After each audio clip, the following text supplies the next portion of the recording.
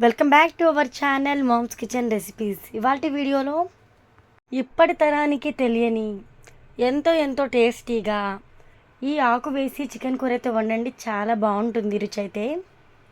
ఏ గోంగూర పాలకూర అనుకుంటే పొరపాటేనండి. ఇది మాత్రం చాలా స్పెషల్ అనమాట.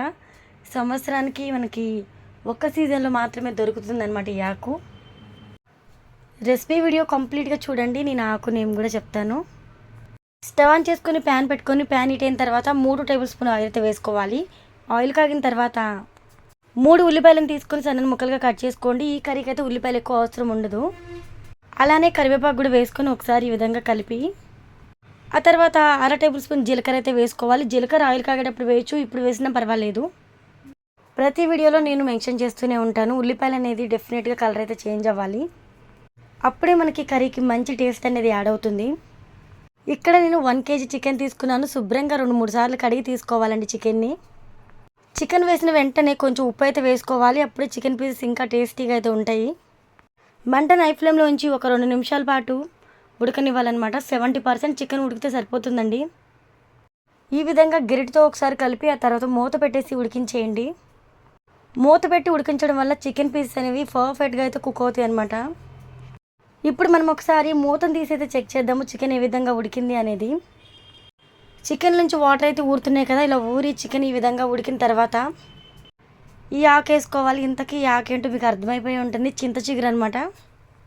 సంవత్సరంలో మనకు ఒక్క సీజన్లో మాత్రమే దొరికే ఈ చింత చిగురిని డెఫినెట్గా అయితే ప్రతి ఒక్కళ్ళు చికెన్లో కానీ పప్పులో కానీ ఎలా వేసుకున్నా కూడా మంచి టేస్ట్ అయితే ఉంటుందండి. ముఖ్యంగా అయితే చికెన్ చింత చిగురు ఈ కాంబినేషన్ చాలా బాగుంటుంది. అందుకనే మీకు షేర్ చేద్దామని చెప్పేసి ఈ వీడియో అయితే చేయడం జరిగింది.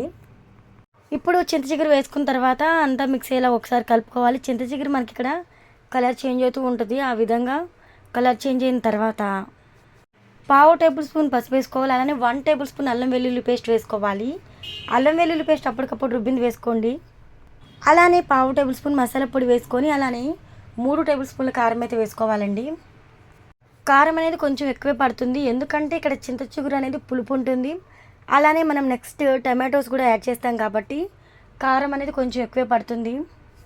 మీకు కర్రీ అనేది స్పైసీగా కావాలనుకుంటే ఇంకొక స్పూన్ కారం కూడా యాడ్ చేసుకోవచ్చు. ఓవరాల్గా కారం అనేది మీ టేస్ట్కి తగ్గట్టుగా యాడ్ చేసుకుంటే సరిపోతుందండి. ఇప్పుడు మసాలాలన్నీ వేసుకున్నాం కదా, అంతా మిక్సీలో ఒకసారి కలుపుకొని ఒక 2 నిమిషాల పాటు అయితే మంటని లో ఫ్లేమ్లో పెట్టి ఉంచేసి కుక్ చేయండి. ఆ తర్వాత 4 టమాటాలు తీసుకొని సన్నని ముక్కలుగా కట్ చేసుకొని వేసుకోవాలండి. మనము స్టార్టింగ్లో చికెన్ పీసెస్ వేసేటప్పుడు మాత్రం ఉప్పు అయితే వేసాం కదా, ఇప్పుడు కర్రీకి సరిపడే ఉప్పును మొత్తం కూడా యాడ్ చేసుకోవాలి. నేను కారంలోనే ఉప్పు కలిపి పెట్టుకుంటాను కాబట్టి ఉప్పు అనేది కొంచెమే వేస్తానండి. ఉప్పు అనేది మన టేస్ట్కి తగ్గట్టుగా యాడ్ చేసుకోండి, సరిపోతుంది. ఇక్కడ మనము అంతా మిక్స్ అయ్యేలాగా మరొకసారి కలుపుకోవాలి. టమాటాలు పర్ఫెక్ట్గా మగ్గిపోయేంత వరకు మూతను పెట్టేసి మంటనైతే లో ఫ్లేమ్లో పెట్టి ఉంచేసి ఇంకొక 2 నిమిషాలు అయితే ఉడకనివ్వాలి. ఇక్కడ మనం ఒకసారి గమనించినట్లయితే కర్రీ నుంచి ఆయిల్ అనేది సపరేట్ అయ్యి పైకి తేలుతూ ఉంది కదా, ఇలా ఆయిల్ అనేది సపరేట్ అయింది అంటే కర్రీ అనేది పర్ఫెక్ట్గా కుక్ అయిందని అర్థం. ఈ కర్రీలోకి వాటర్ అనేది ఏమాత్రం యాడ్ చేయకండి. వాటర్ యాడ్ చేస్తే చప్పబడిపోద్ది, టేస్ట్ అనేది బాగుండదు అంతగా. ఫైనల్గా కొత్తిమీర అయితే వేసుకోవాలి. కొత్తిమీరలో డస్ట్ అనేది కొంచెం ఎక్కువే ఉంటుంది. సో కొత్తిమీరను కూడా ఒక 2-3 సార్లు శుభ్రంగా కడిగి తీసుకొని చాక్తో కట్ చేసుకొని అయితే వేసుకోవాల్సి ఉంటుందండి. ఇంతేనండి, ఎంతో సింపుల్గా టేస్టీగా చింత చిగురు చికెన్ కర్రీ చూసాం కదా.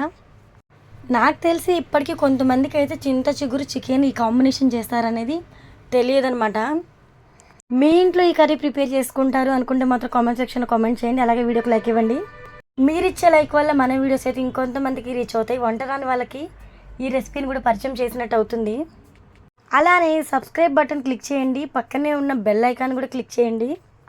నోటిఫికేషన్స్ అయితే మీకే ముందుగా వస్తాయి, అంటే నేను పెట్టే వీడియో మీకు ముందు వస్తుంది.